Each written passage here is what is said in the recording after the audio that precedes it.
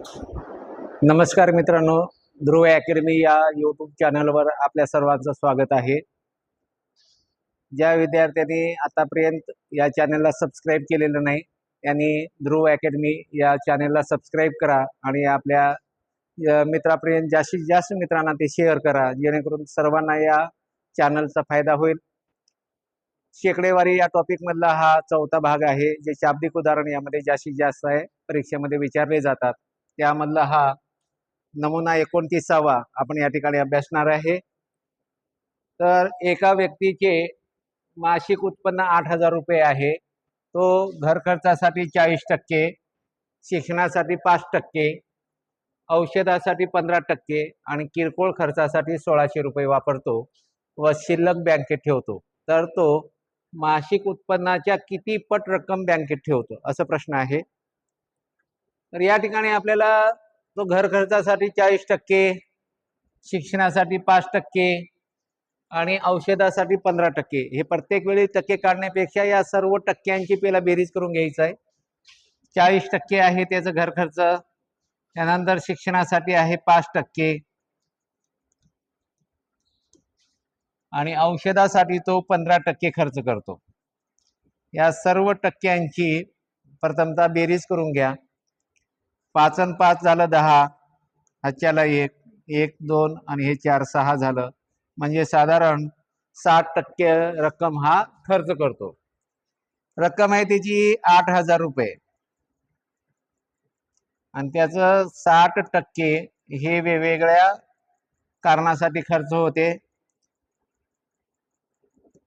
मग अगोदर आपण 8,000चं 60% काढून घेऊ. 2 शून्यला हे 2 शून्य कटले व गणितामधले हे जे 2 शून्य आहे ते अगोदर मांडून घ्या. 8 संग 48 म्हणजे 4,800 रुपये तो घर खर्च, शिक्षण आणि औषधासाठी खर्च करतो. किरकोळ खर्चासाठी त्याचे 1,600 रुपये खर्च होतात. तेही यामध्ये मिळवून घ्यायचं आहे, म्हणजे एकूण खर्च किती होते ते कळून जाईल आपल्याला. यांची बेरीज करून घ्या. हे शून्य राहील. 8 आणि 6 झालं 14, ह्याच्याला 1, 4 आणि 5 आणि 1, 6 म्हणजे साधारण 6,400 रुपये त्याचं 8,000 रुपये मधून खर्च होतात. म्हणजे शिल्लक किती राहते ते या ठिकाणी काढून घेऊ आपण. रक्कम आहे त्याची 8,000, त्यामधून 6,400 रुपये तर खर्च करतो.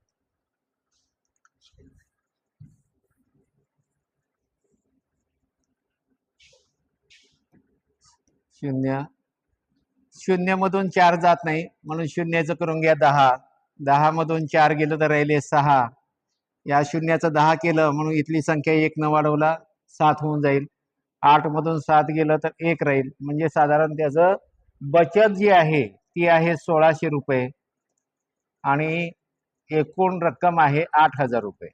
एकूण रक्कम खाली लिहायचं आहे आणि जी बचत होते ती वर लिहायचं आहे, कारण त्याचं शिल्लक जी रक्कम आहे ती 1,600 आहे 8,000 पैकी. म्हणजे पट काढायचं आपल्याला, किती पट रक्कम तो बँकेत ठेवतो. तर हे 2 शून्यला 2 शून्य कटलं. 16 एक 16, 16 85 म्हणजे साधारण 1/5 पट रक्कम तो बँकेत ठेवतो. म्हणजे या ठिकाणी पर्याय क्रमांक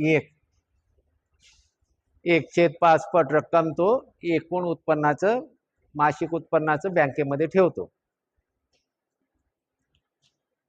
याच नमुन्यामधलं हा दुसरं उदाहरण आपण सरावासाठी या ठिकाणी घेत आहे.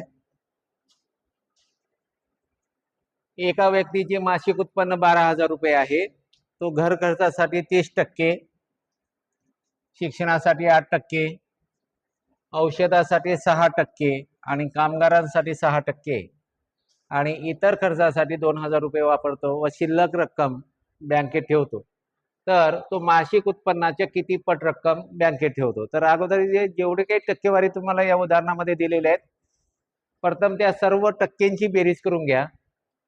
घर कर्जासाठी आहे 30%, शिक्षणासाठी आहे 8%, त्यानंतर औषधासाठी 6 आणि कामगारासाठी 6 असं 12% वापरतो. दोन्ही 6-6% एकत्र करून घेतलं आपण. 8 आणि 2 झालं 10, ह्याच्याला 1, 3 आणि 2 5 म्हणजे साधारण 50% रक्कम तो खर्च करतो. आणि इतर जो खर्च आहे ते नंतर आपण आलेल्या रकमेमध्ये मिळवून टाकणार आहे. त्याचं एकूण मासिक उत्पन्न आहे 12,000. या 12,000चं 50% तो खर्च करतो.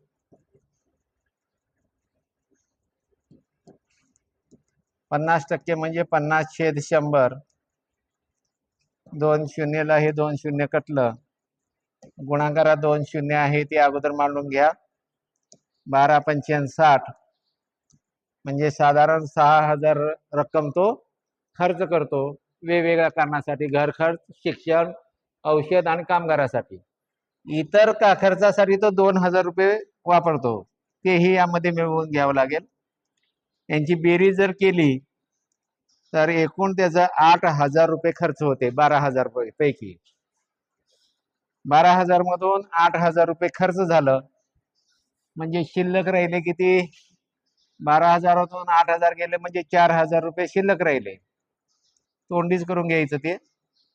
एकूण रक्कम उत्पन्न आहे त्याचं 12,000चा तो भागिलेला लिहून घ्या. म्हणजे तुम्हाला तो मासिक उत्पन्नाचं किती पट रक्कम खर्च करतो हे किंवा बँकेत ठेवतो लक्षात येईल. या 3 शून्यला हे 3 शून्य कटून टाका. 4 एक 4, 4 त्रिक 12 म्हणजे साधारण 1/3 पट रक्कम तो बँकेत ठेवतो त्याच्या उत्पन्नाचा. यामध्ये या पद्धतीचं गणित आलं तर तुम्हाला सर्व टक्क्यांची अगोदर बेरीज करून घ्यावं लागेल. जी बेरीज आहे जी येईल बेरीज, आता याची बेरीज झाली सगळ्या टक्क्यांची 50%. आपण 12,000चं 50% साधारण तोंडीच निघून जाईल 6,000. 50% म्हणजे निम्मी रक्कम. मग हे 6 आणि इतर खर्चासाठी जो जी रक्कम वापरली जाते ती, त्या दोन्हीची बेरीज करायचं म्हणजे त्याचं एकूण खर्च आपल्याला मिळून जाईल. तो एकूण खर्च आपल्या इथे या ठिकाणी आला होता 8,000. म्हणजे एकूण जे उत्पन्न आहे त्यातून एकूण खर्च वजा करा. म्हणजे 12,000 मधून हे 8,000 गेलं म्हणजे शिल्लक राहिले 4,000. ते 4,000 भागिले एकूण त्याचं उत्पन्न जर केलं आपण भाग घातलं तर आपल्याला जी रक्कम मिळेल तो एकूण उत्पन्नाचा किती पट रक्कम तो बँकेत ठेवतो ती संख्या मिळून जाईल. म्हणजे 1/3 पट रक्कम तो बँकेत ठेवतो. म्हणून पर्याय क्रमांक 1 हे तुमचं उत्तर आहे. याच नमुन्यातलं हा तिसरं उदाहरण आपण या ठिकाणी सरावासाठी घेतलेला आहे. परीक्षेमध्ये आपल्याला तो प्रत्यक्ष सोडवायचं कसं या ठिकाणी पाहायचं आहे. एका व्यक्तीचे मासिक उत्पन्न 15,000 रुपये आहे. तो घर खर्चासाठी 25%, शिक्षणासाठी 10%, औषधोपचारासाठी 5% आणि कामगारावर 5% आणि इतर खर्चासाठी 3,000 रुपये वापरतो व शिल्लक बँकेत ठेवतो. तर तो मासिक उत्पन्नाच्या किती पट रक्कम बँकेत ठेवतो असं उदाहरण आहे. मगाशी सांगितल्याप्रमाणे आपल्याला दिलेल्या सर्व टक्क्यांची पहिला बेरीज करून घ्यायची आहे. प्रत्येक वेळी टक्के काढत बसायचं नाही. हे 25 आणि हे 10 हे झाले 35% आणि इथं 5 आणि इथं 5% आहे म्हणजे ते झाले 10%. म्हणजे साधारण 45% रक्कम तो खर्च करतो. मग दिलेली रक्कम एकूण रक्कम आहे आपली 15,000. त्या 15,000च्या 45% काढून घ्या. 45/100. 15,000 गुणिले 45% म्हणजे 45/100 येईल. या 2 शून्यला हे 2 शून्य निघून जाईल. गुणाकारामध्ये 1 शून्य आहे तो कट करून टाका. 15×5 = 75ला 5, 5ला 7, 15 चौक 60 आणि हे 7 67 म्हणजे साधारण 6,750 रुपये त्याचा खर्च होते. इतर खर्चासाठी तो 3,000 रुपये वापरतो म्हणजे या ठिकाणी 3,000 यामध्ये मिळवून घ्या. यांची बेरीज केली तर 5, 7, 6 आणि 3, 9 म्हणजे साधारण 9,750 रुपये तो पूर्णपणे खर्च करतो. एकूण उत्पन्न आहे त्याचं 15,000. त्यामधून 9,750 रुपये आपण जर वजा करून घेतलं तर राहिलेली रक्कम तो बँकेत ठेवतो. मग शून्यामधून हा शून्य गेलं, इथं 10 मधून 5 गेलं तर 5 राहील, इथं 1 न वाढवा. परत 10 मधून 8 गेलं, 2 राहिले, इथं 1 न वाढली संख्या. 15 न 10 गेलं म्हणजे 5 राहिलं. साधारण तो 5,250 रुपये बँकेत ठेवतो. बँकेत ठेवणारी रक्कम जी आहे ती 5,250 पटमध्ये काढायचं आहे, म्हणून एकूण उत्पन्न आहे त्याचं 15,000, म्हणून इथं भागिलेला 15,000 करा. भाग घातलं तर किती पट रक्कम तो उत्पन्नाच्या बँकेत ठेवतो ते लक्षात येईल. हे शून्यला शून्य गेलं, 25 न भाग जाईल, 25 सक्क 150, 25 दोन्ही 50, 2 राहिलं, 25 एक 25, 3 सत्ते 21, 3 दोन्ही 6, म्हणजे साधारण 7/20 पट रक्कम तो एकूण उत्पन्नाच्या बँकेत ठेवतो. या ठिकाणी पर्याय नाहीये, कुठलं ते एका पर्यायाला करू आपण. 7/20 पट रक्कम तो बँकेमध्ये ठेवतो. या पद्धतीनं परीक्षेमध्ये तुम्हाला उदाहरण सोडवायचं आहे, कमी वेळेमध्ये सोडवायचं आहे. प्रत्येक वेळी दिलेल्या रकमेचं 25% काढा, 10% काढा, 5% काढा असं न करता दिलेल्या सर्व टक्क्यांची पहिल्यांदा तुम्ही बेरीज करून घ्यायचं आहे. बेरीज केल्यानंतर एकूण रकमेचा तेवढं टक्के काढून घ्या. टक्के निघालं की तो किरकोळ खर्चासाठी जी रक्कम वापरतो ते आलेल्या उत्तरामध्ये मिळवा. ते आलेलं होतं आपलं 9,250, 750. एकूण रकमेतून ती 9,750 ची रक्कम जर वजा केली तर तो बँकेत ठेवणारी रक्कम मिळते आपल्याला 5,250. ती वर लिहा आणि एकूण रक्कम जी आहे ती भागिलेलं घ्या. भाग घातल्यानंतर एकूण किती पट रक्कम तो बँकेमध्ये ठेवतो ते उत्तर मिळून जाईल. म्हणून या ठिकाणी पर्यायामध्ये ते उत्तर नाहीये, तर 7/20 पट रक्कम तो बँकेमध्ये ठेवतो. शेकडेवारीतला हा नमुना 30वा आहे. 10% मलईचे 120 लिटर दूध व 8% मलईचे 200 लिटर दूध एकत्र मिळवल्यास मिश्रणासहित दुधात मलईचे शेकडा प्रमाण किती असेल? या पद्धतीचं उदाहरण परीक्षेमध्ये मागे विचारलेलं आहे काही प्रश्नपत्रिकेमध्ये. तर याला आपल्याला सुरुवातीला 10% मलई आहे 120 लिटर मध्ये, 8% मलई आहे 200 लिटर दुधात. यांचं शेकडा प्रमाणात आपल्याला काढून घ्यावं लागेल. म्हणजे याच्यामध्ये किती मलईचं प्रमाण आहे, म्हणजे 120 लिटर मध्ये आहे 10% म्हणून गुणिले 10 छेद 100 करून घ्या. म्हणजे या 2 शून्यला हे 2 शून्य कटलं, म्हणजे यामध्ये 12% मलईचं प्रमाण आहे 120 लिटर मध्ये. त्यानंतर 8% मलई 200 लिटर मध्ये आहे, तर 200 लिटर मध्ये आहे 8% मलईचं प्रमाण, म्हणून 8/100 करा. भाग घातल्यानंतर आपल्याला या 200 लिटर मधलं मलईचं प्रमाण मिळून जाईल 8 दोन्ही 16%. 120 लिटर मध्ये आपल्याला मिळालं 12% आणि 200 लिटर मध्ये मलईचं प्रमाण मिळालं 16%. तर दुधांचंही बेरीज करून घ्या आणि मलईचंही बेरीज करून घ्या. 120 लिटर आणि 200 लिटर म्हणजे झालं 320 लिटर दुधाचं. 120 मध्ये होतं 12% मलईचं प्रमाण आणि 200 मध्ये मिळालेलं आहे आपल्याला 16%, म्हणजेच एकूण 28% मलईचं प्रमाण आपल्याला 320 लिटर दुधात मिळालेलं आहे. 120 लिटर दूध आणि 200 लिटर दूध यांची बेरीज केली ती झाली 320 लिटर आणि 120 मध्ये मलाईचं प्रमाण आहे 8% आणि 200 मध्ये आहे 16%. यांची बेरीज केली की ते 28% मिळालं. 320 लिटर मध्ये 28% मलाई आहे, तर शेकडा प्रमाण काढण्यासाठी आपल्याला 100 मध्ये किती टक्के मलाईचं प्रमाण असेल याचा जर तिरकस गुणाकार केला आपण तर आपल्याला शेकडा त्या एकूण दुधामध्ये शेकडा प्रमाण किती आहे ते मिळून जाईल. तिरकस गुणाकार करा. 28 गुणिले 100 भागिलेला एक्स समोर असणारी संख्या ही नेहमी भागिलेला घ्यायचं सांगितलेलं आहे, ती आहे 320. भाग घातल्यानंतर आपल्याला एकूण दुधातलं मलईचं शेकडा प्रमाण मिळून जाईल. भागातला पण शून्यला शून्य कटवलं, 4 सत्ते 28, 4 8 32, परत 2 चोक 8, 2 पंचेन 10. या दोन्हीची बेरीज केली तर साधारण 7 5 35 येईल, भागिलेला राहिलं 4. हे भाग घातला आपण 4 एक 4, 4 7 28, 4 8 32, म्हणजे राहिले 3, 4 7 28, 2 राहिलं, 4 5 20. येणारं उत्तर हा टक्केमध्ये आहे, कारण शेकडा प्रमाण काढतोय, म्हणजे 8.75 हे त्याचं उत्तर राहील, पर्याय क्रमांक 2. याच नमुन्यामधील एक उदाहरण आपण या ठिकाणी सरावासाठी घेत आहे.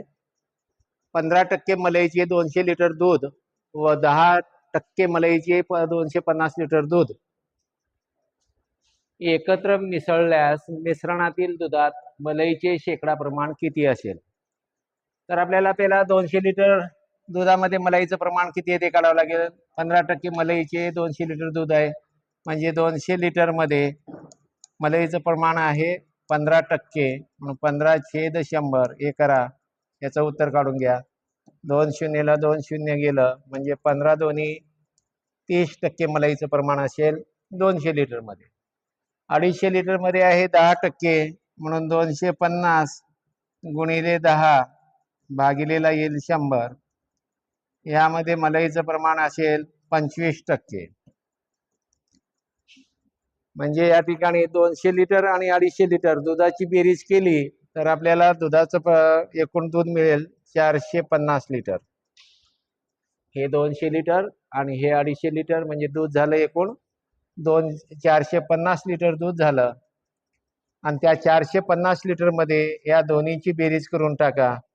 30 आणि 25 यांची बेरीज झाली 55. 450 लिटर मध्ये मलईचं प्रमाण आहे 55%. तर मग 100 लिटर मध्ये तो प्रमाण किती असेल? तिरकस जर आपण गुणाकार केलं तर आपल्याला त्या 450 लिटर दुधात मलईचं शेकडा प्रमाण किती आहे ते कळून जाईल. 400 समोरासमोरची संख्या घेतली आपण, 100 गुणिले 55 भागिलेला एक्स समोरची संख्या आहे 450. शून्यला शून्य भाग घातला आपण, 5 9 45, 5 1 5, 5 1 5, म्हणजे या ठिकाणी झालं 110/9. 9 1 9, किती राहिलं 2, 9 दोन्ही 18, परत 2 राहिलं, 9 दोन्ही 18, 9 दोन्ही 18 होत जाईल, म्हणजे तुमचं उत्तर असेल 12.22%. 450 लिटर दुधामध्ये मलईचं एकूण प्रमाण किंवा शेकडा प्रमाण होईल 12.22%. पर्याय क्रमांक 4 हे तुमचं उत्तर राहील. या नमुन्यामधला हा आणखी एक उदाहरण आपण सरावासाठी या ठिकाणी घेऊया. 14% मलईचे 200 लिटर दूध व 5% मलईचे 160 लिटर दूध एकत्र मिसळल्यास मिश्रणातील दुधात मलईचे शेकडा प्रमाण किती? यामध्ये 200 लिटर दुधात 14% मलाई आहे आणि 160 लिटर दुधात 5% मलाई आहे. तर ते अगोदर किती प्रमाण आहे ते काढून घ्यावं लागेल. हे बाजूला काढून घेऊया आपण. हे 200 लिटर दूध आणि त्यामध्ये मलईचं प्रमाण आहे 14%, म्हणजे 14/100 भाग घातला आपण तर 14 दोन्ही 28% 200 लिटर दुधातलं मलईचं प्रमाण आहे. त्यानंतर 160 लिटर मध्ये मलईचं प्रमाण आहे 5%, म्हणजे 5/100. शून्यला हा शून्य गेलं, 5 5 दोन्ही 10, परत 2 1 2, 2 8 16, म्हणजे या ठिकाणी मलईचं प्रमाण 160 मध्ये 8% आहे. 28 आणि 8 यांची बेरीज जर केली तर ती होईल 36, आणि दुधाची जर बेरीज केली तर 200 लिटर 160 लिटर, म्हणजे साधारण 360 लिटर दुधामध्ये मलईचं प्रमाण 36 आहे. तर शेकडा प्रमाण काढण्यासाठी 100 मध्ये किती असणार? तिरकस जर गुणाकार केला आपण तर आपल्याला एकूण 360 लिटर दुधातलं मलईचं प्रमाण मिळून जाईल 100 गुणिले 36. कारण आपण तिरकस गुणाकार करत असताना समोरासमोरची संख्या गुणाकारामध्ये वर घेतो आणि भागाकारामध्ये एक्स समोर असणारी संख्या घ्यायची आहे 360. हे शून्यला शून्य गेलं, 36 1 36, म्हणजे साधारण 360 लिटर दुधामध्ये मलईचं प्रमाण किंवा शेकडा प्रमाण आहे 10%. पर्याय क्रमांक 4 हे त्याचं उत्तर राहणार आहे. या पद्धतीनं परीक्षेमध्ये अशा पद्धतीची उदाहरणं सोडून घ्यायचं आहे.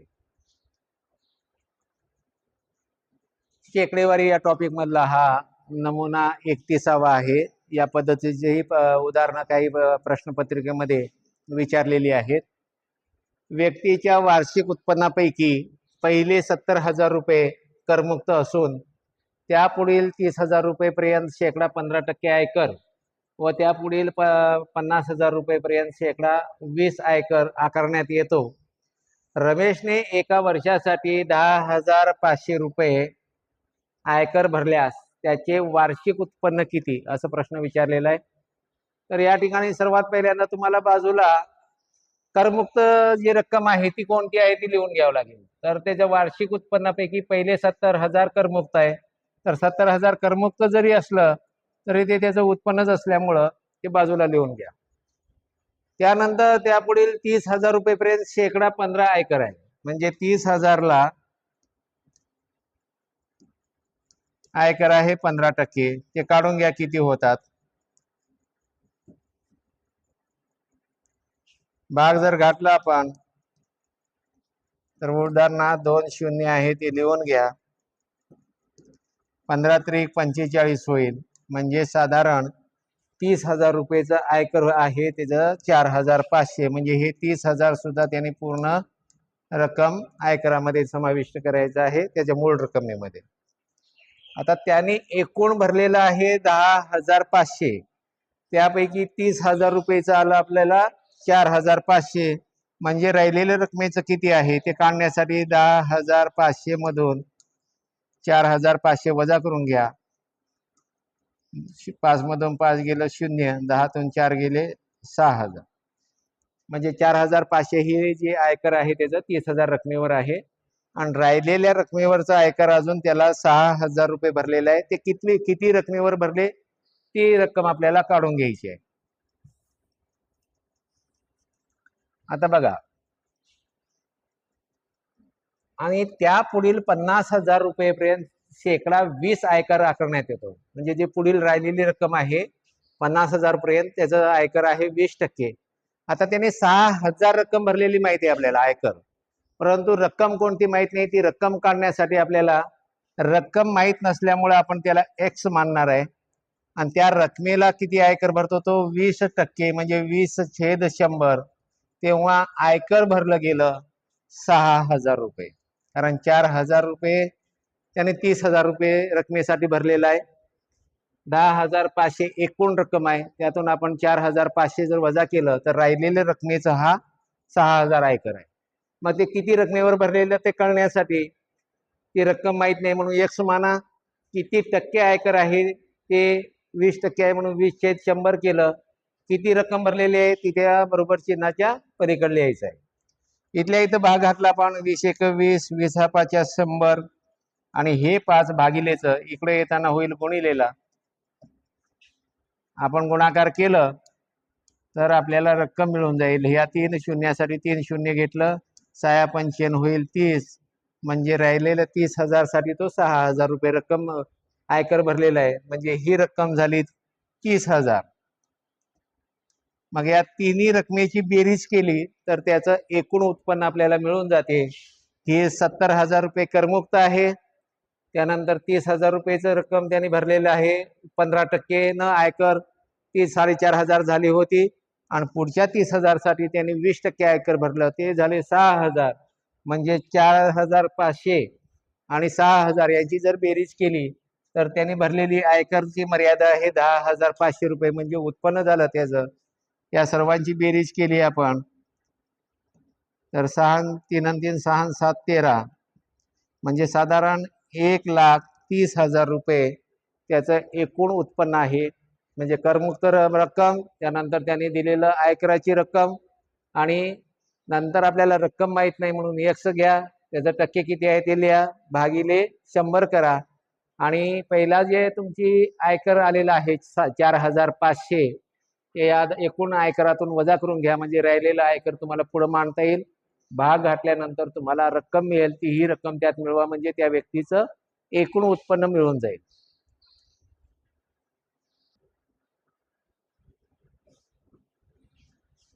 व्यक्तीच्या वार्षिक उत्पन्नापैकी पहिले 80,000 रुपये करमुक्त असून त्या पुढील 60,000 रुपयेपर्यंत शेकडा 10 एकर व त्या पुढील 50,000 रुपयेपर्यंत शेकडा 15 एकर आकारण्यात येतो.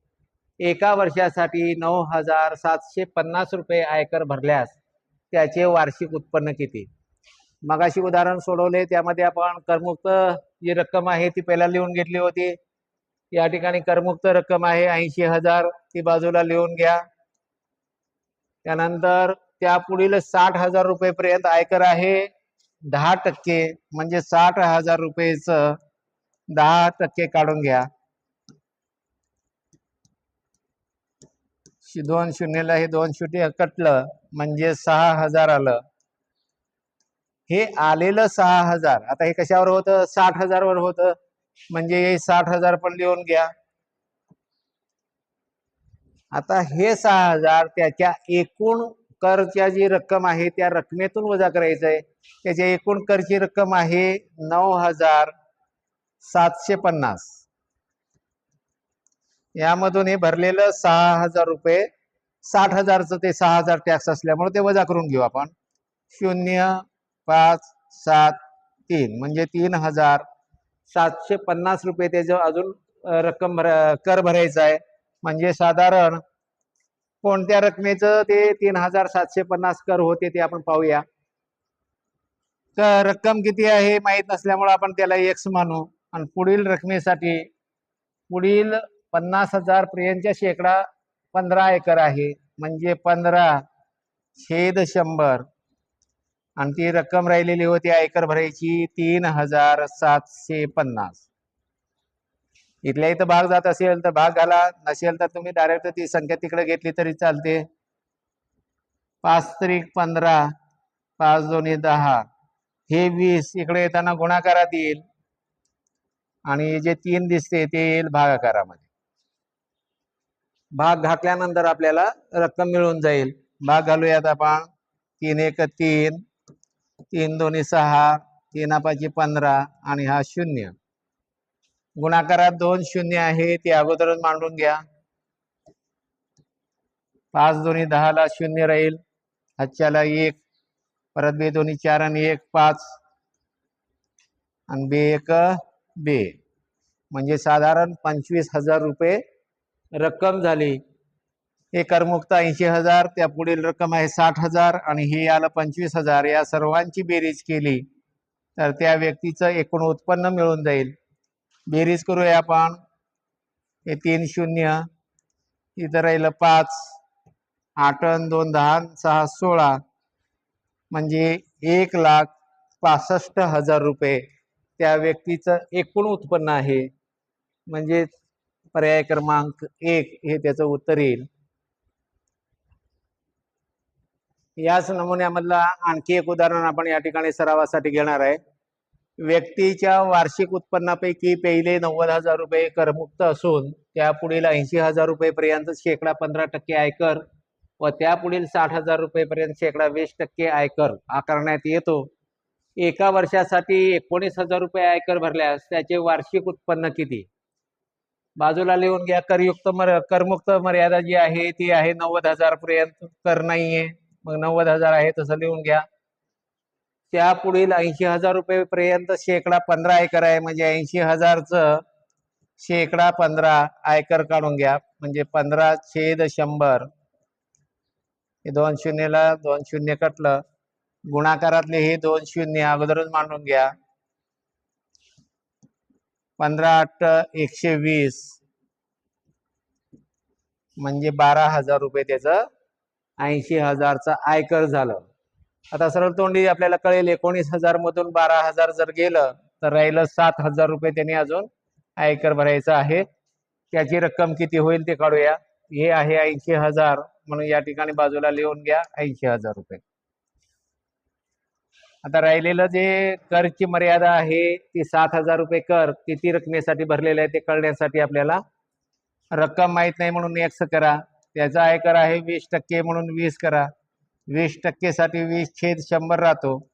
तेव्हा त्याने आयकर भरलेली रक्कम आहे 7,000 रुपये. कारण 80,000चं कर भरलेली जी रक्कम आहे ती 12,000 आली होती. 19,000 त्यांनी एकूण कर भरलेली रक्कम आहे, त्यामधून आपण 12,000 तोंडी वजा करून घ्यायचं, म्हणजे आपल्याला 7,000 ही रक्कम मिळून जाईल. 7,000 रक्कम आल्यानंतर आपण इथल्या इथे जर भाग घातला तर 20 × 20, 20 × 5 = 100. भागिलेची संख्या इकडे येताना गुणिलेला जाईल आणि वरची जी संख्या आहे ती 1 लिहिली किंवा नाही लिहिलं तरी चालते. या गुणाकारामध्ये 3 शून्य आहेत, ते नेहमी कट करत जावा आणि पहिलाच लिहून घेत जावा, म्हणजे गोंधळ होणार नाही. राहिले आता 7 × 5 म्हणजे 7 × 5 = 35. 7,000 साठी त्यांनी 35,000ची जी कर आहे, कर मर्यादे ती 7,000 रुपये भरलेला आहे. तर याच्यामध्ये एकूण रकमेमध्ये हे 35,000 रुपये मिळवून टाका, म्हणजे त्या व्यक्तीचं एकूण उत्पन्न तुम्हाला मिळून जाईल. शून्यला हे 3 शून्य घेतला आपण, या ठिकाणी 5 आहे. 9 आणि 8 17 आणि 3 20 म्हणजे 2,05,000 रुपये त्या व्यक्तीचं वार्षिक उत्पन्न आहे. म्हणजेच पर्याय क्रमांक 3 हे त्याचं उत्तर येईल. या पद्धतीनं तुम्हाला अशा पद्धतीची उदाहरणं परीक्षेमध्ये हाताळायचं आहे, सोडवायचं आहे. करमुक्त मर्यादा जी रक्कम आहे ती पहिलाच देऊन घ्यायची. त्याच्यानंतर त्या पुढील करची जी रक्कम आहे 80,000ला 15% ती काढून घ्या. काढून घेतल्यानंतर एकूण जी करची रक्कम आहे त्या कराच्या रकमेतून आलेलं उत्तर वजा करून घ्या. 80,000चं 15% 12,000 आलं. ते 12,000 आपल्याला तोंडी काढता येते, म्हणून 19,000 मधून आपण 12,000 तोंडी वजा करून घ्यायचं. फॉर्मॅलिटी करायचं नाही, लिहायचं नाही 19,000 वजा 12,000, कारण तोंडी येते. त्याचं रक्कम आपल्याला भरायची रक्कम राहिली 7,000. आपल्याला कराची रक्कम माहिती आहे पण रक्कम माहित नाही, आणि त्या रकमेला आहे 20% कर, म्हणून ती रक्कम माहित नसल्यामुळे एक्स करा. 20% कर लागतो म्हणून 20/100 करा. त्यावेळी भरलेली आयकर आहे 7,000, म्हणून या ठिकाणी तुम्ही जर आकडेमोड केली तर येणारं उत्तर ही रक्कम मिळून जाईल, जी एक्सची किंमत राहते. एक रकमेला आपण एक्स मानलं होतं. म्हणजेच करमुक्त मर्यादा 90,000. 80,000ला 12,000 रुपये टॅक्स आणि 35,000ला 7,000 टॅक्स, म्हणजे 12,000 आणि 7,000 असं एकूण 19,000 टॅक्स त्यांनी पेड केलेला आहे. त्याची रक्कम टोटल होईल 2,05,000 रुपये. परीक्षेत या पद्धतीनं कमी वेळेमध्ये ते उदाहरण तुम्हाला सोडवून घ्यायचं आहे. शेकडेवारी या टॉपिक मधला हा नमुना क्रमांक 32वा आहे. या पद्धतीचे ही उदाहरण तुम्हाला परीक्षेमध्ये विचारले जातात. मागील वर्षी एका शाळेत 500 विद्यार्थी होते, त्यात 320 मुले आणि 180 मुली होत्या. या वर्षी विद्यार्थी संख्या कायम आहे, म्हणजे 500 विद्यार्थी आहे ते 500च आहे, परंतु 280 मुले आणि 220 मुले आहेत. तर मुले आणि मुली यांच्या संख्येत शेकडा किती वाढ किंवा घट होईल? आता टोटल तर संख्या आहे आपली 500. पहिल्या वर्षी होती त्यामध्ये 320 मुलं होती 320 आणि मुली होत्या 180. मुलं कायम असल्यामुळे आपल्याला मुलींचं जे उत्तर आहे ते काढत बसायची गरज नाही. या वर्षी विद्यार्थी संख्या कायम आहे, परंतु मुलं त्यापैकी झाले 280. म्हणजे 320 मुलांची संख्या काय झाली, वाढली का कमी झाली? तर कमी झाली, कारण 320 मधून या वर्षी आहे 280. मग वजा जर केलं आपण तर साधारण 12तनं 8 गेलं म्हणजे 4 राहिलं, याला 4 म्हणजे साधारण 40 मुलं कमी झाली. मग किती टक्के कमी झालेले आहे? घट तर झालेली दिसते आपल्याला, मग किती कमी झाली? आपल्याला शेकडा प्रमाण काढण्यासाठी 40 मुलं कमी झाली 100 पैकी, म्हणून याला इथं 100 घ्या. 40 × 100 भागिलेला घ्यायचं एकूण मुलं, कारण मुलांच्या संख्येत काही फरक पडला नाही. 500 जर भाग घातलं तर मुलं इथं वाढली होती का कमी झाली होती? पहिल्या वर्षी 320 होती, तर दुसऱ्या वर्षी 280 झाली, म्हणजे कमी आली. म्हणजे येणारं उत्तर हा घट राहील शेकडामध्ये. या 2 शून्यला हे 2 शून्य गेलं, 5 × 5 95 × 40 म्हणजेच 8% घट. मुलं तर कायमच आहे. अशा पद्धतीच्या उदाहरणात दोन्हीचंही उत्तर काढत बसायचं नाहीये. 8% घट झालेला आहे. मुलं जे आहे ते 8% घट झाले.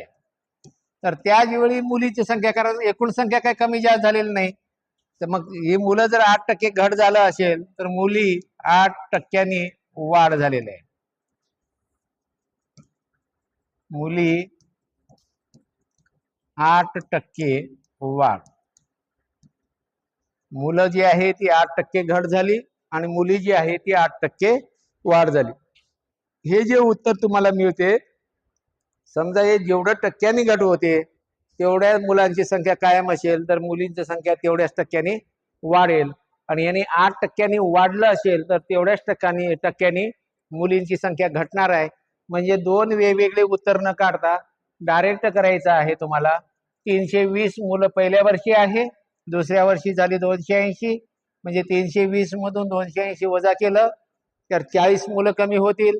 मग तुम्हाला 40 गुणिले 100 भागिले एकूण विद्यार्थी संख्या इतकी घ्यायची आहे, इथलं नाही घ्यायचं. इथली संख्या घेतली तर तुम्हाला उत्तर मिळते ते टक्केमध्ये राहील. येणारं उत्तर समजा ह्याच्यापेक्षा ही संख्या जर मोठी असेल तर वाढ होईल, पहिल्या संख्येपेक्षा दुसरी संख्या जर लहान असेल तर घट होईल. जेवढं टक्के घट होते मुलं तेवढंच टक्के मुलींना वाढ करायचं आहे. म्हणजे 8% घट मुलं आणि 8% वाढ मुली. मुली 8% घट, मुली 8% वाढ, हे उत्तर राहील. याला दोनदा गणित करत बसायचं नाही, फक्त एकाच ठिकाणी गणित करायचं आहे.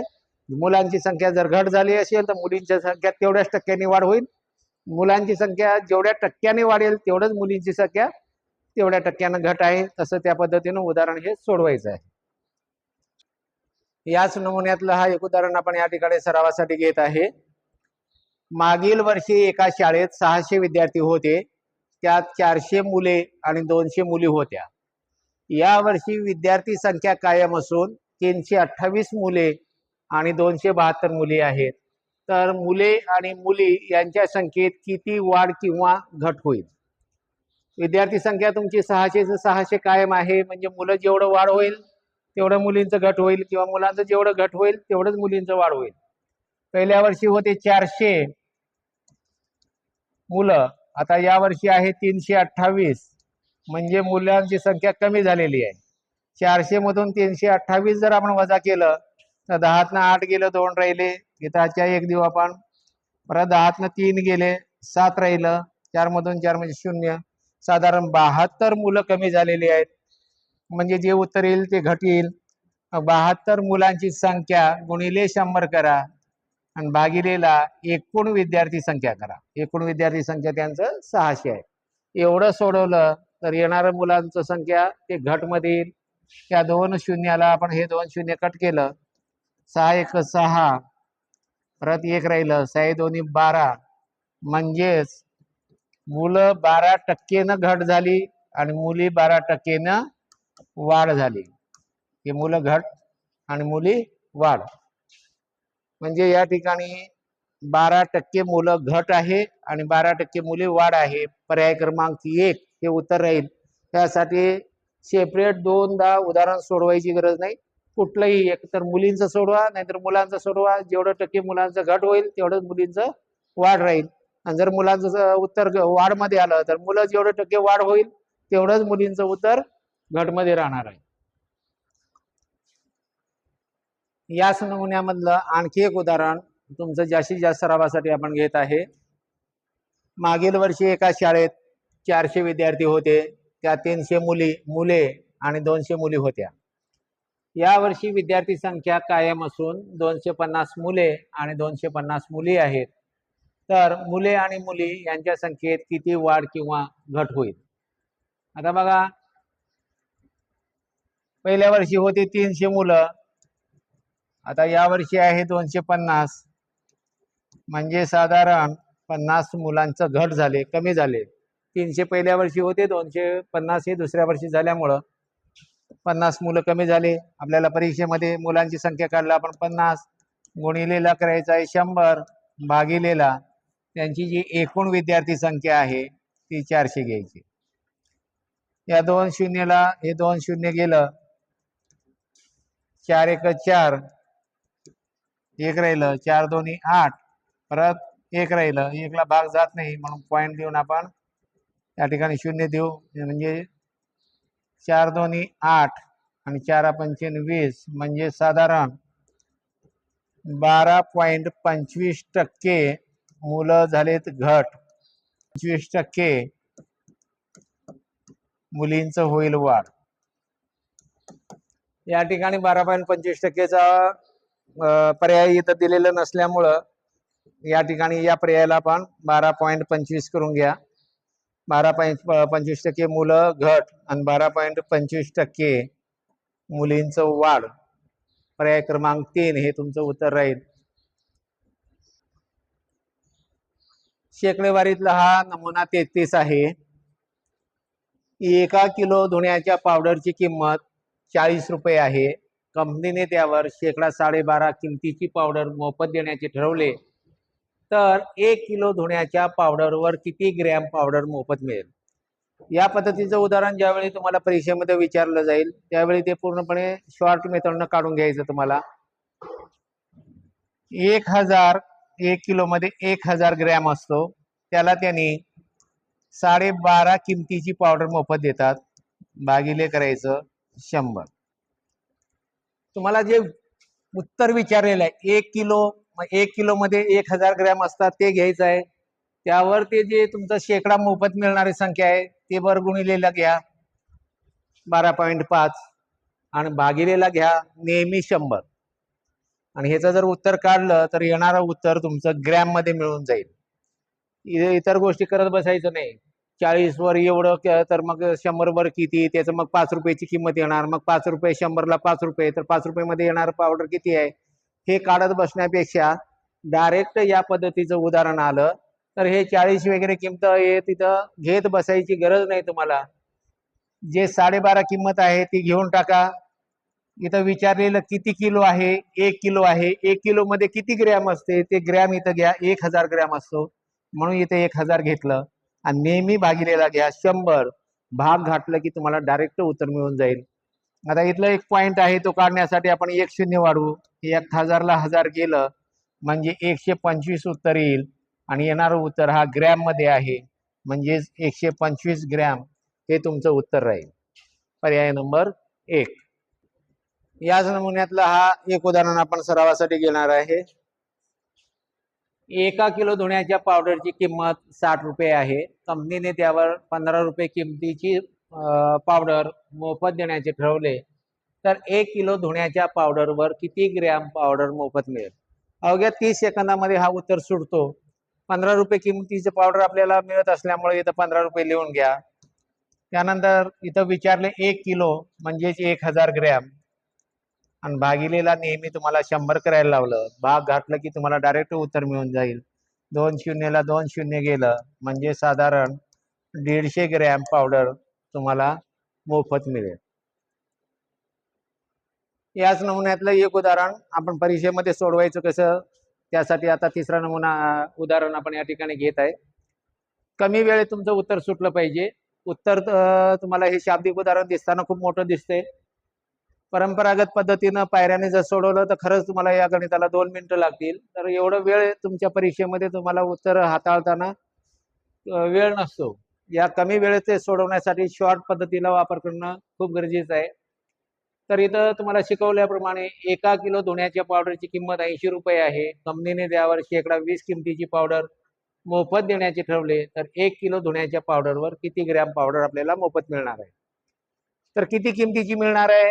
तर 20 रुपये किमतीची, ती 20 लिहून घ्या. गुणिले किती किलो विचारले 1 किलोवर, म्हणून 1 किलो मध्ये 1000 ग्रॅम असते म्हणून 1000 लिहा. भागिलेला नेहमी 100 लिहायचं सांगितलेलं आहे. 2 शून्यला 2 शून्य कटलं तर 20 गुणिले 1 केलं तर साधारण 200. येणारं उत्तर हे ग्रॅम मध्ये असते म्हणून 200 ग्रॅम हे तुमचं उत्तर राहील. हे उत्तर सोडवायला तुम्हाला 30 सेकंदापेक्षाही कमी वेळ लागेल. दिसायला किती जरी मोठं गणित असेल तर शॉर्ट मेथडचा तुम्ही वापर केला पाहिजे परीक्षेमध्ये. शेकडेवारी टॉपिक मधला हा 34वा नमुना आहे। या पद्धतीची बरीच उदाहरणं परीक्षेमध्ये पडलेली आहेत, म्हणून हाही नमुना आपण या ठिकाणी कव्हर करत आहे। एकाने घराची विक्री करताना दलालास 3% दराने दलाली देण्याचे ठरले। ते घर 2,50,000 रुपयास विकल्यास दलालास किती दलाली मिळेल? तर त्या घराची किंमत आहे 2,50,000 रुपये। हे लिहिता येणं खूप गरजेचं आहे। हे 2 लाख आहे, इथं 50,000 तुम्हाला त्याच्या समोर लक्षात येईल। त्यावर त्याला 3% दलाली मिळते, म्हणून 3/100 येईल। भाग घातलं तर दलालास किती दलाली मिळेल ती रक्कम मिळून जाईल। या 2 शून्यला हे 2 शून्य गेलं तरी सुद्धा गुणाकारामध्ये 2 शून्य शिल्लक आहेत, ते मांडून घ्या। 25 गुणिले 3 राहिलं, 25 त्रिक 75, म्हणजे दलालास साधारण 7,500 रुपये दलाली मिळेल। पर्याय क्रमांक 4 हे त्याचं उत्तर आहे। याच नमुन्यामधला हा एक उदाहरण आपण या ठिकाणी सरावासाठी घेत आहे। एकाने घराची विक्री करताना दलालास 5% दराने दलाली देण्याचे ठरले। ते घर 80,000 रुपयास विकल्यास दलालास किती दलाली मिळेल? 80,000 रुपये तुम्ही आहे तसं लिहायचं आहे आणि आपल्याला दलाली द्यायचे 5%, मग 5% आपण 5/100 या पद्धतीनं लिहितो। भाग घातलं तर 2 शून्यला हे 2 शून्य कटलं तरी गुणाकारात असलेले हे 2 शून्य आपण अगोदर मांडून घेऊया। 8 गुणिले 5 राहिलं, म्हणजे 8×5 = 45, म्हणजे दलालास 4,000 रुपये दलाली मिळेल। पर्याय क्रमांक 2 हे त्याचं उत्तर आहे।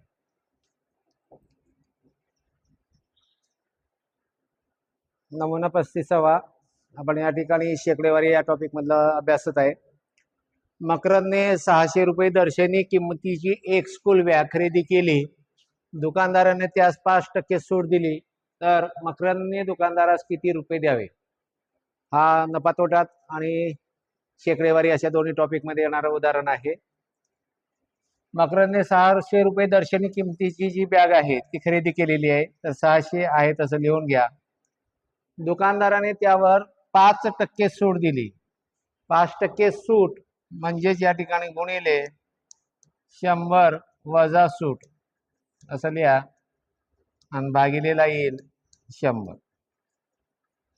सूट दिलेली रक्कम 100 मधून वजा करून घ्यायचं आहे। हे सूत्र फक्त लक्षात ठेवण्यासाठी लिहिलेलं आहे। परीक्षेमध्ये या पद्धतीनं सूत्र लिहून नंतर उदाहरण सोडवायचं नाही, तर परीक्षेमध्ये या पद्धतीनं लिहायचं आहे। रक्कम आहे 600 रुपये, सूट 5% मिळते, म्हणजे 100 मधून 5 गेलं तर राहिलं 95 आणि भागिलेला आहे 100। ही एकच पायरी करायची। ही पायरी आकडे मोड केली की डायरेक्ट तुम्हाला उत्तर मिळून जाईल। या 2 शून्यला हे 2 शून्य कटलं, म्हणजे 6 गुणिले 95 राहिलं।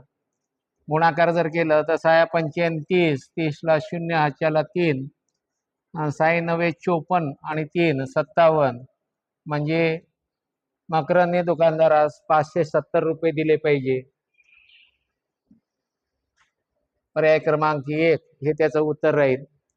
रक्कम गुणिले 100 वजा शेकडा सूट भागिले 100 केलं तर तुम्हाला डायरेक्ट उत्तर मिळून जाईल। याच नमुन्यामधलं हा आणखी एक उदाहरण आपण सरावासाठी या ठिकाणी घेत आहे। अमरने 1500 रुपये दर्शनी किंमतीची पिशवी खरेदी केली। दुकानदाराने त्यास 2% सूट दिली, तर मकरंदने दुकानदारास किती रुपये द्यावे? तर या ठिकाणी रक्कम आहे 1500, त्याचा 2% सूट दिली, म्हणजे 98% आपल्याला पैसे द्यावं लागणार आहे। भागिलेला तुम्हाला 100 घ्यायला सांगितलेलं होतं, 100 आहे तसं घ्या। या 2 शून्यला हे 2 शून्य कटले, तर 15 गुणिले 98 राहिलं। डायरेक्ट गुणाकार करा। 15×8 = 120, त्याला 0 घ्या, हाच्याला घ्या 12, 15×9 = 135, यांची बेरीज जर केलं तर 5 आणि 2 7 झालं, 3 आणि 1 झालं 4, 1, म्हणजे 1470 रुपये तुम्हाला दुकानदारास द्यावं लागेल किंवा त्या मकरंदला द्यावं लागेल। मांडणी कशी केली बघा। 1500 गुणिले 98, 98 केलं कारण 2% सूट दिलेली आहे। 100 मधून 2 गेलं, 98 राहिलं, भागिलेला 100, 2 शून्याला 2 शून्य उडवलं, 15 गुणिले 98 राहिलं। यांचा आपण गुणाकार केलं तर 15 8 120, याला 0 केलं ह्याच्याला आलं 12, परत 15 9 135. म्हणजे मांडणी करताना असं करा की परत ते आकडे लिहायची गरज येऊ नये. यांची बेरीज केली, 5 आणि 2 झालं 7, 3 आणि 1 झालं 4, आणि हा राहिलेलं 1, म्हणजे 1470 रुपये तुम्हाला दुकानदाराला द्यावं लागेल. याच नमुन्यामधलं आणखी एक उदाहरण आपण या ठिकाणी सरावासाठी घेत आहे.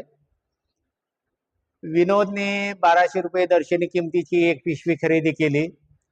दुकानदाराने त्यास 3% सूट दिली, तर विनोदने दुकानदारास किती रुपये द्यावे? या ठिकाणी बघा, त्याची रक्कम आहे 1200 रुपये, त्यावर सूट त्याला 3% मिळाली होती, म्हणजे 100 मधून 3 गेलं तर 97 राहील.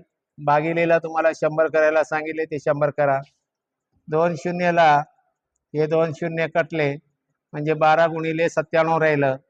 गुणाकार केला आपण डायरेक्ट, 12 7 84, त्याला 4, हाच्याला राहिला 8, 12 9 108, म्हणजे 108 आणि हे 8 116 झालं, म्हणजे 1164 रुपये त्याला दुकानदारास द्यावं लागेल. पर्याय क्रमांक 1 हे त्याचं उत्तर राहील. या पद्धतीनं तुम्हाला सोडवायचं आहे परीक्षेत. रक्कम गुणिले 100 वजा शेकडा सूट भागिले 100 केलं, जे उत्तर येईल तेवढी रक्कम आपल्याला दुकानदारास द्यावं लागणार आहे. शेकडेवारीतला हा नमुना नंबर 36 आहे, जे परीक्षेला तुम्हाला विचारलेला आहे. IMP नमुना आहे. तांबे व जस यांच्या संमिश्रणाने 5 किलोग्रॅम वजनाचा धातूचा एक गोळा तयार केला. जर त्या गोळ्यामध्ये 35.5 किलोग्रॅम जस्त असेल, तर त्यामध्ये किती ग्रॅम तांबे असेल? आता इथं जे आहे 35.5 किलोग्रॅम जस्त आहे, त्या 5 किलोग्रॅम वजनाच्या धातूच्या गोळ्यामध्ये 5 किलोग्रॅम याचं ग्रॅम मध्ये रूपांतर केलं आपण, तर ते होईल 5000 ग्रॅम, गुणिले त्या 5000 ग्रॅम मधलं जस्त आहे 35.5, म्हणजे 100 मधून 35.5 आपण वजा केलं तर 64.5% हे तांबे आहे. जर तुम्हाला जमत नसेल तर 100% मधून 35.5% वजा करून घ्या. 10 5 गेलं तर 5 राहील. ज्या ठिकाणी पॉईंट आहे तिथंच पॉईंट ठेवा. याला 0चं 10 केला होता म्हणून ही संख्या 1 न वाढवा. 10 मधून 6 गेलं म्हणजे राहिलं 4, इथं एक हाच्या करा. 10 4 गेलं म्हणजे राहिले 6. येणार संख्या ही टक्केतली आहे. 35.5 किलोग्रॅम जास्त असेल म्हणजे त्या गोळ्यामध्ये, म्हणजे हे टक्के आहे एवढं. मग राहिलेलं जो आहे तो तांबे आहे, म्हणून 64.5 हे तांबे राहील.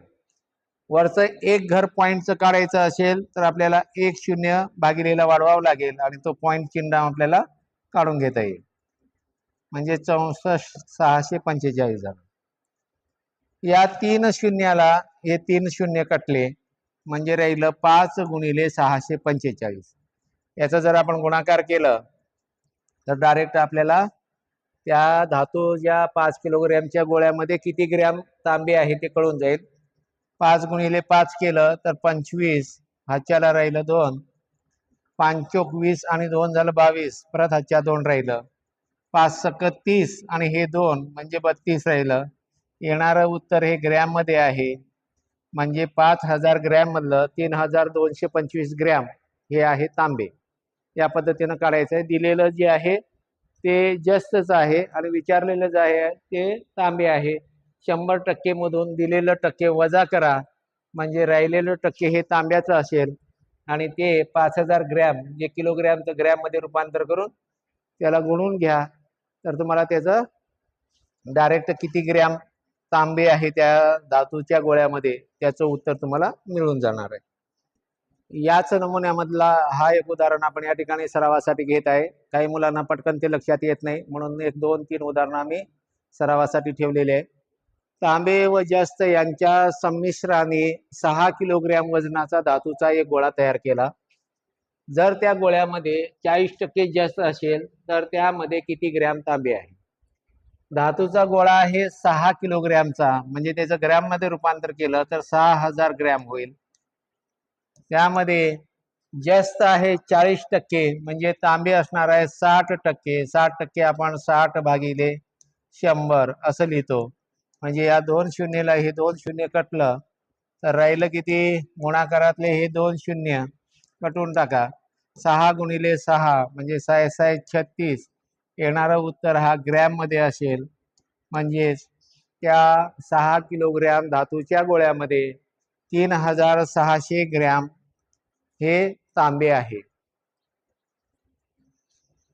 याच नमुन्यामधला हा तिसरा उदाहरण आहे. सरावासाठी आपण या ठिकाणी घेऊया. तांबे व जस्त याच्या संमिश्राने 8 किलोग्रॅम वजनाच्या धातूच्या एक गोळा तयार केला. जर त्या गोळ्यामध्ये 40.5% जस्त असेल तर त्यामध्ये किती ग्रॅम तांबे असेल? तर 8 किलोग्रॅम मध्ये ग्रॅम मध्ये रूपांतर केलं तर 8 किलोचं होईल 8000 ग्रॅम. 40.5% जास्त असेल तर तांबे असणार आहे 59.5%. 40% वजा केलं आपण तर 60 राहिलं. वरचं 5% वजा केलं 0.5 तर 0.5 राहील, म्हणजे 59.5% तांबे राहिलं. 59.5% हे आपण 59.5 100 असं करतो. आता इथलं एक पॉइंट आपल्याला घालवण्यासाठी खालच्या भागिलेच्या संख्यामध्ये 1 शून्य वाढवायचं आहे. आता या 3 शून्यला हे 3 शून्य गेलं म्हणजे 8 गुणिले 595 राहिलेला आहे.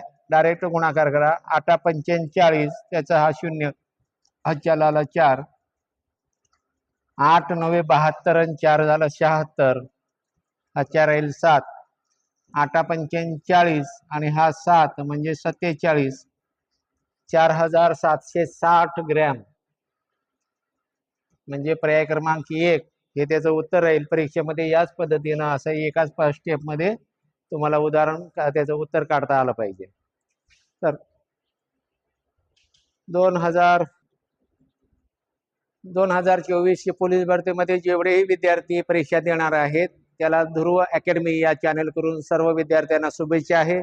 ज्याही विद्यार्थ्यांनी हा चॅनल सबस्क्राईब केलेलं नाही त्या विद्यार्थ्यांनी हा चॅनल सबस्क्राईब करा. तुमच्या गरीब मित्रांना ज्याला मार्गदर्शन मिळत नाही त्यांच्यापर्यंत अशा पद्धतीचे उदाहरण सोडवायचे, कमीत कमी वेळेमध्ये उदाहरण सोडवायचे जर टेक्निक त्यांनाही अवगत व्हावे असं वाटत असेल तर तुमच्या सर्व मित्रांना ही लिंक शेअर करा आणि जास्तीत जास्त मित्रांना तुमचं या चॅनेलचा फायदा झाला पाहिजे. म्हणून या चॅनेलचं तुम्ही जास्तीत जास्त स्टेटस ठेवा, जास्तीत जास्त मित्रांना शेअर करा आणि ध्रुव अकॅडमी या चॅनलला नवीन विद्यार्थी असेल त्यांनी सबस्क्राईब करा. सर्व विद्यार्थ्यांना ध्रुव अकॅडमी या चॅनेल करून पुढील परीक्षेसाठी पुढील तयारीसाठी हार्दिक शुभेच्छा आहे.